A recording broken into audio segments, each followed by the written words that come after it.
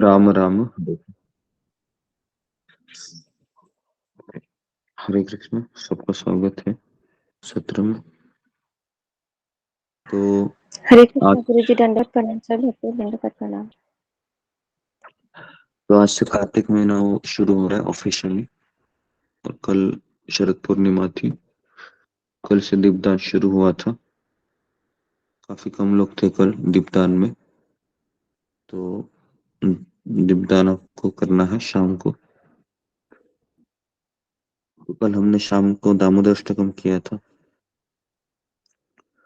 तो दीपदान करना जरूरी है कार्तिक महीने में। उसका बहुत बड़ा अ, योगदान बताया गया है कि कार्तिक महीने में दीपदान करना चाहिए। तो हम सुबह शाम करना चाहिए। और उसके लिए मिट्टी का जो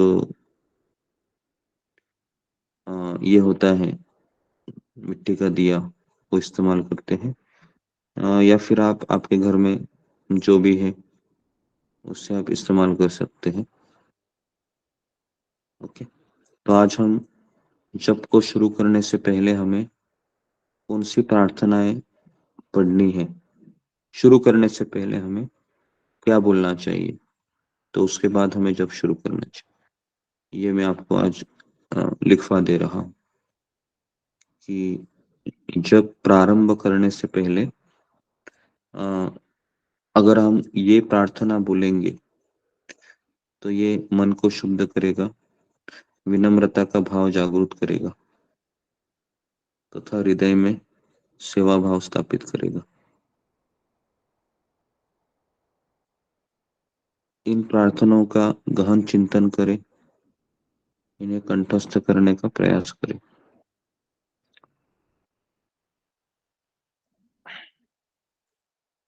तो ये प्रार्थना है, नाहम विप्रो न च नरपतिर नापि वैश्यो न शूद्रो नाहम गृहपतिर नाहम वर्णी न च गृहपतिर न वनस्थो यतिर्वा किंतु प्रोज्ञम निखिल परमानंद पूर्णामृताब्धेर गोपीर भर्तुर पदकमलयोर दास दासानुदास।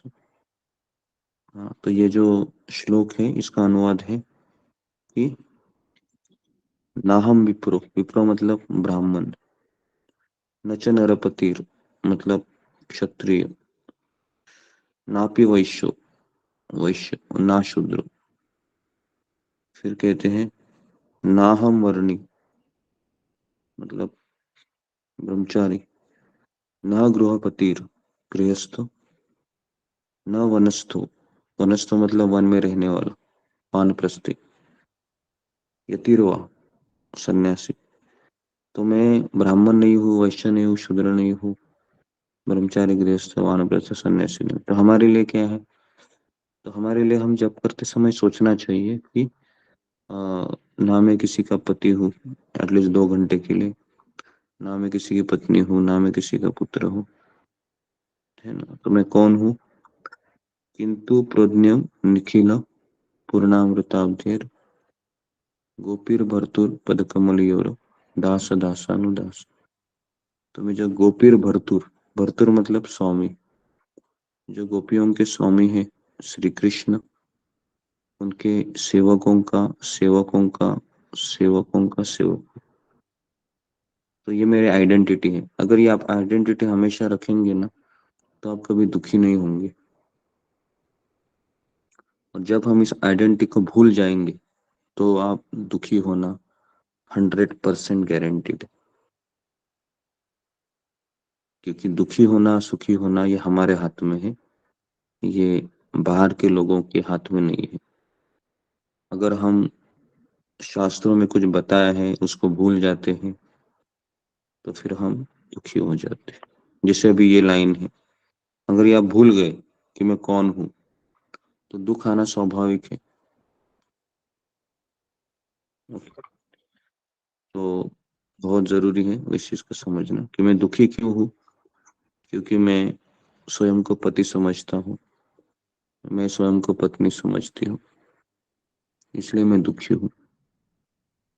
अगर मैं खुद को सेवकों का सेवक समझूंगा तो मेरे जीवन में केवल सुख ही रहेगा। फिर हमको ये प्रार्थना हो गई। फिर दूसरी प्रार्थना है, फिर आपको कहना है कि हे भगवान श्री कृष्ण, मैं आपका सेवक हूँ, लेकिन दुर्भाग्यवश में अनादिकाल से आपके प्रति प्रतिकूल हूँ या द्वेष भाव रखा हूँ। स्वयं को शरीर मानकर मैं निरंतर इस भौतिक जगत के तीन तापों को भोगता रहा और जन्म मृत्यु के चक्र में घूमता रहा। ये सब बोलना है आपको। ठीक है, अभी भी हम इतना सुनने के बाद भी अपने आप को हम शरीर ही समझते हैं कि मैं ये हूँ, मैं वो हूँ, मैं इसलिए इसलिए सेवा नहीं करूंगा, सेवा नहीं करूंगी, मेरे घर की जिम्मेदारियां हैं। गुरु जी को क्या है, उसका तो कुछ है नहीं, वो तो बोलेगा ही। तो ये सब हमारी धारणा, गलत धारणा है ना। तो इसलिए व्यक्ति जप करने के बाद भी दुखी होता है, दुखी रहता है। तो इसके लिए उसको तीन ताप है। ये तीन ताप हमेशा हमको सताते रहते हैं जप करने के बाद भी, क्योंकि उसको पता ही नहीं मैं कौन हूँ। सुनने के बाद भी वह अज्ञानी बनकर ही जीता है। तो फिर कहते हैं, लेकिन मैं जन्म मृत्यु के चक्र में घूम रहा हूँ, लेकिन किसी कल्पनातीत सौभाग्य के परिणाम स्वरूप। मतलब मैंने कल्पना भी नहीं की थी कि मेरा सौभाग्य था कि मुझे अपने गुरुदेव की कृपा प्राप्त हुई। अभी इसमें कोई कल्पनातीत मतलब ये कल्पना के परे थे, और सौभाग्य की बात भी नहीं है, क्योंकि सौभाग्य से भक्ति नहीं मिलती है। भक्ति किससे मिलती है? तो भक्ति केवल भक्त की कृपा से मिलती है। तो और मुझे पता चला कि मैं श्री कृष्ण का नित्य दास हूँ। मैं एक सूक्ष्म जीवात्मा हूँ, इस स्थूल सूक्ष्म शरीर से अलग हूँ। मुझे गुरुदेव के चरणारविंदों की सेवा करने का सौभाग्य प्राप्त हुआ है। उनकी आज्ञा के अनुसार मैं उनके पद चिन्हों का अनुगमन करके चैतन्य महाप्रभु तथा राधा कृष्ण की सेवा में लगा हूँ, उनकी आज्ञा के अनुसार। तो आज्ञा मिलना बहुत जरूरी है। तो अगर हम आज्ञा नहीं है तो हम कोई भी कार्य भक्ति में करेंगे तो उससे संतुष्टि नहीं होगी। हम्म, तो ये सारी चीजें आपको बोलना है। ओके।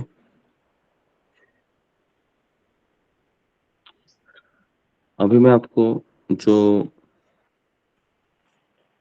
जप करते समय हमको बोलना है, वो एक प्रार्थना में आपको बता रहा हूँ। जप करने के समय, तो जप करते समय जो मेरे पास जो पैम्पलेट होता है, इसमें 8 से 10 प्रार्थनाएं हैं। तो उसमें सारी चीजें बताई गई हैं कि हमें आचार्यों को प्रार्थना करना ही चाहिए। श्रील प्रभुपाद जी, भक्ति विनोद ठाकुर, अद्वैताचार्य, गदाधर पंडित, ब्रह्मा जी, माधवेंद्र पुरी, ईश्वर पुरी, है ना, सनत कुमार सनंदन, है ना, सनत कुमार सनंदन। तो ये चतुष कुमार को भी प्रार्थना करनी चाहिए। और उसके पश्चात शिव जी है, गोपेश्वर महादेव, उनको प्रार्थना करनी चाहिए कि मेरा जप अच्छा हो। तो अभी ये सनत कुमार संहिता में कुछ प्रार्थनाएं दी है। तो हे राधा कृष्ण, कृपया जन्म मृत्यु के इस सागर से मेरा उद्धार करें। घर परिवार तथा मित्रों से उत्पन्न समस्याओं से मुझे मुक्ति दिला दीजिए। कृपया अपने शरणागत भक्तों के भय को चूर चूर कर दीजिए। हे राधा कृष्ण, आज मैं स्वयं को तथा इस जीवन में अथवा आने वाले जीवन में अपना सर्वस्व आपके चरणों में अर्पित करता हूँ। हे राधा कृष्ण, मैं अपराधों का निवास हूँ। मैंने बहुत अपराध किए हैं। मैंने सब आध्यात्मिक कर्तव्यों को छोड़ दिया है, लेकिन हे कृष्ण, मेरा अन्य कोई आश्रय नहीं है। हे प्राणनाथ, कृपया मुझे आश्रय प्रदान करें। तो ये सारी प्रार्थनाएं हैं, अभी तो हमारे हृदय से नहीं आएगी, लेकिन हमें इसको दोहराना है। ओके, दोहराना बहुत जरूरी है, नहीं तो भाव कैसे उत्पन्न होगा। 2 3 4 माला के बाद आपको पता है, फिर ऐसे होता है कि बस करना इसके लिए कर रहे हैं फिर, है ना। और हमने पितृपक्ष में इतना सब कथाएं सुनी, लेकिन जैसे ही पितृपक्ष खत्म हो गया, तुरंत भक्त लोग कम हो गए, 30 20 30। तो आए किसके लिए थे वो? पितृपक्ष के लिए आए थे। तो इसलिए हमें ये इतना आसान भी नहीं है, लेकिन फिर भी अगर हम जन्म मृत्यु के चक्र से निकलना चाहते हैं, तो हमें सुबह जल्दी उठकर भगवान के नाम का जप करना होगा। और सुबह उठने के लिए कई लोग सुबह उठते हैं, केवल जप करने के लिए अलावा। अगर अगर आप रेलवे के स्टेशन पे जाओगे ना, काफी लोग दिखेंगे आपको। अगर आप गार्डन में जाओगे अभी, काफी लोग आपको जॉगिंग करते हुए दिखेंगे।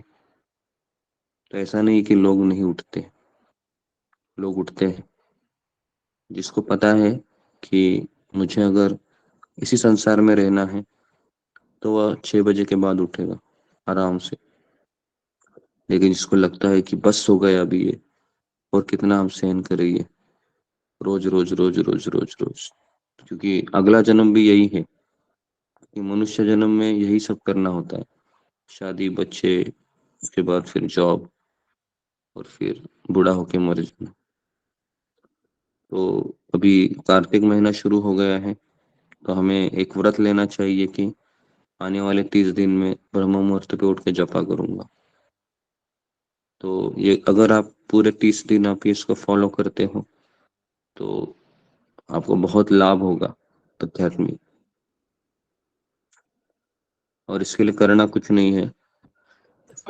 सुबह आपको उठना है और 16 माला करना है।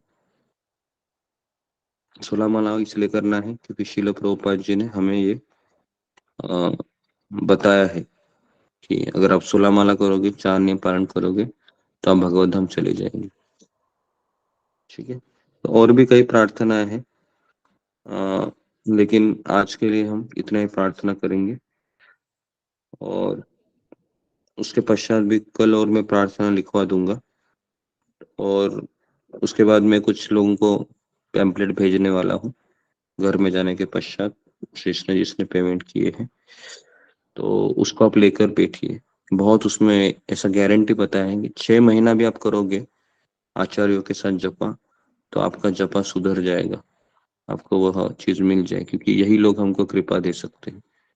अपने व्यक्तिगत प्रयास से तो हम असंभव है। ठीक है, तो यहाँ पर मैं रुकता हूँ। सबका बहुत बहुत धन्यवाद। हरे कृष्णा, हरे कृष्णा, हरे कृष्ण। कृष्ण कृष्ण।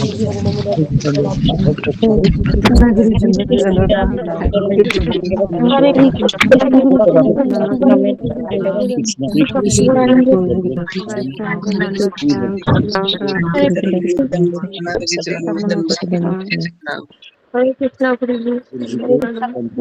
हरे कृष्ण। हरे कृष्ण गुरुदेव जी, आपके सीजन कम में धनुष प्रणाम से भक्तों को हरे कृष्ण। आपके कम में हरे कृष्ण गुरुदेव, दंडवत प्रणाम। सब लोग अपने